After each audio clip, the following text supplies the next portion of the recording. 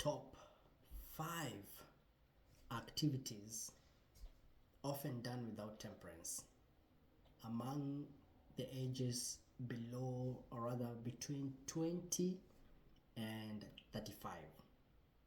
I'm going to list them down.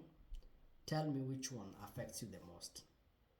Temperance is the keyword, but we have 5 things that people do a lot more without moderation.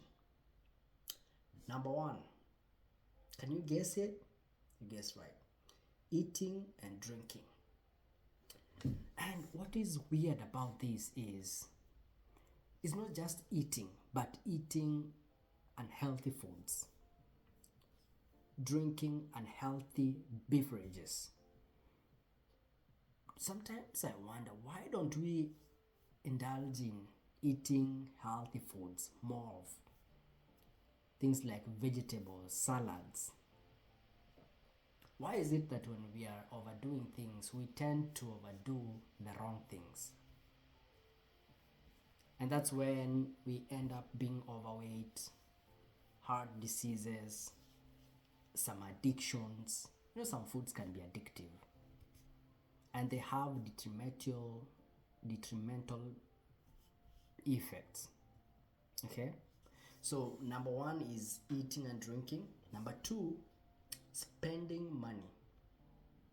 And again, we are overspending money on unnecessary items. Why can't you overspend money on things that are necessary? Impulsive shopping. You go to Amazon, you spend a lot of money on things that you actually don't need, just because you saw them. Number 3, this is a big one, working. Nurses, come here. Overworking. People in the healthy field, be it CNAs, nurses, doctors, whoever, we are culprits of overworking. We are working 24/7. I remember when I was back in the day, I used to work 24 hours.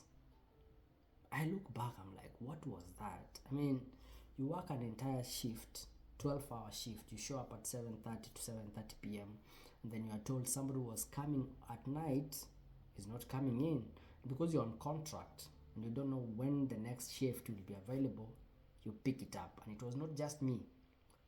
Young nurses, especially who were on contract, we used to overwork because of the money, excessive dedication to work. Sometimes called workaholism. Now it ends up getting you burnt out, stress. You even strain personal relationship. I mean, what time do you have for your family, for example? So this is number 3. Number 4, screen time, digital. Now this one has gone way overboard. We spend a lot of time on our phones, on our screens. If you try to calculate how much time you spend in a day, you'll be surprised how much time. You'd be amazed that you're spending over 6 hours of time looking at your phone, and you're not like selling anything or doing anything constructive. You're just there. Okay, that's number 4. And I think that should be like a number 2, because it is very affordable. Your phone is with you all the time. We're even going with the phones to the toilet now, sitting there for minutes. Oh man. Temperance, we've lost it on that. And then we have number 5, recreational activities, leisure, partying every weekend, gambling. Some of these things are addictive. Things like gambling, man. When you starts like a small thing, you get hooked up, you end up spending money that was supposed to be used on something else, you put it into gambling. And people have lost thousands of dollars into gambling. Excessive hobbies, sitting down playing video games for 2-3 hours, 4 hours. And it's not like you're a professional video gamer getting money out of it. No, you're just there. And you see what happens is this, especially when you sit watching a movie, not only do you spend time watching that movie, and I'm talking about excessives, don't come at me. It's good to get time to rest, time for yourself, leisure, and all that. I'm not talking about that. I'm talking about excessive. And this is what I've observed. When I'm sitting down to watch a movie, I lose that time watching a movie. And then the time after that, the next 1, 2, 3 hours after that, I am not functional. It's like I'm having a hangover of something. You know, it's difficult now to shift from watching that movie to something constructive. You see how it works? It's like some sort of drug. You keep moving from TikTok, Facebook, Instagram, Telegram, whatever grams. By the time you are done, now you want to focus. You have no morale, no motivation, no focus. And that's why I always say, let your phone not be the first thing you reach out for when you wake up. And for sure, we are now having consequences because we are excessively doing this stuff. You spend a lot of time, a lot of money feeding these habits, and then you're gonna spend a lot more money and time to get out of them. Okay, so how can we save ourselves from this overindulgence? Number one, you cannot run away from setting clear goals. You have to sit down and define personal limits. You need to have a budget, for example. How much am I going to spend in eating, in dressing? Have clear goals. How much time I'm going to spend at work, how much time I'm going to spend at home, how much time I'm going to spend watching a movie, how much time. They must be very clear to yourself. Practice mindfulness. That's number 2. You gotta practice because we are like robots. I feel like we don't have time to sit down and be aware of what is going on. Stay aware of your habits and impulses so that you can get time to make intentional choices. I mean, we can't just be moving helter-skelter, not thinking of what is going on. You are eating, but you're not even aware that you are eating because you're always on the phone. You're talking to somebody, you're working. You don't even sit time to pause and take a breath and what am I doing? What have I done today? No time for that. Create a balanced routine, and this comes over time. Habits create routine, and routine is so good in the sense that when you are used to something, it becomes so easy. If it's about exercise, you set a routine that I'll be spending 20 minutes of time to work out. So you'll move 20 minutes from your screen time to work out. Let what come may, I have to work out. Whether it rains, cats and dogs, I have to work out. Create a balanced routine. Allocate time. Okay. Then the 4th one, learn to say no. Oh man, my indecisive people, we must learn to say no. We can't just be following the flow. Politely decline some things. Say no, I'm not available over the weekend for this. We are so much of a yes people trying to impress everybody. Learn. I know it's not easy. Learn to say no so that you can get time to do your own stuff. Number 5, seek support. Surround yourself with like-minded individuals who value moderation. There are people who just think that you only live once means to overindulge in everything.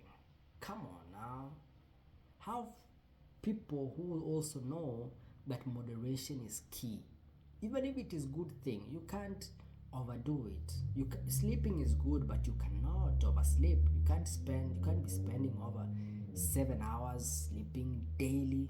You're an adult, you have things to do, you have responsibilities, you have bills, you have goals to achieve. You cannot be watching movies the entire day. You cannot be playing games the entire day. You cannot do with excessiveness. You can't deal with the extremes. Temperance, we need to learn temperance. And it is the practice. Temperance is the practice of self-restraint. It is a practice. It doesn't just come.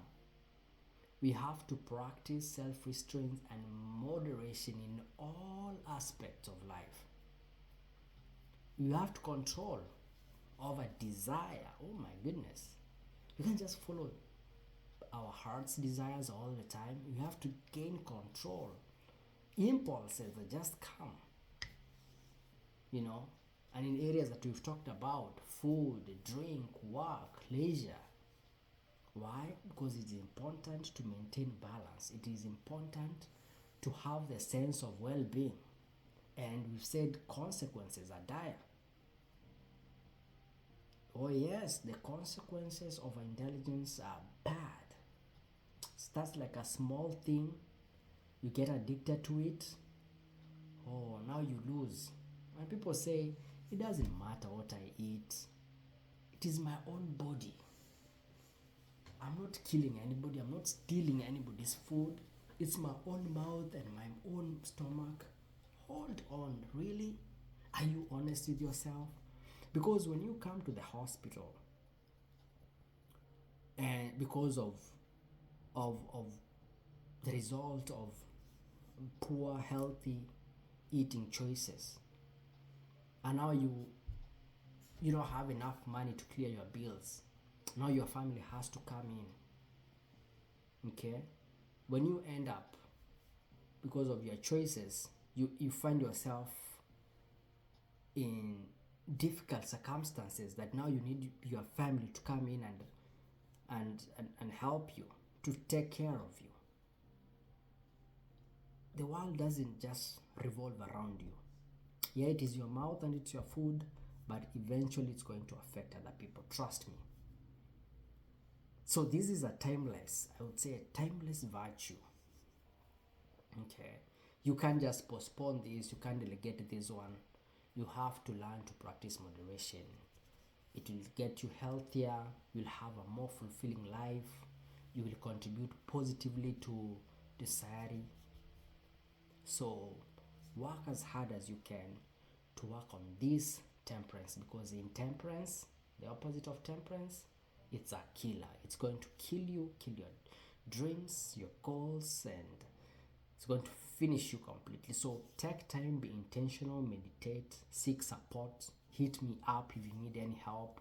Get somebody with the like mind, knowing that this is enough, let's do this. Let's stop here. We are going out, yes, we are going to take some drinks, but by this time we should be at home, and you stick to it. Don't just keep going and going, because this is one of the things that differentiate between being an adult and being a child. Children normally don't know when to stop. You have to tell them that is enough. That's enough snacks. You've taken too much candy. Stop it. It tastes nice. You keep going and going. So we can't continue living as children. David says in the Bible, when I was a child, I used to think like a child. I used to live like a child, and now I'm older.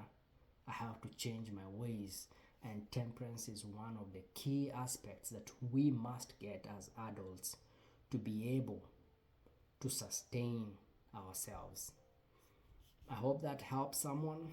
I hope it communicates to someone. Let me know in the comment section what you'd like us to address. Till next time, bye.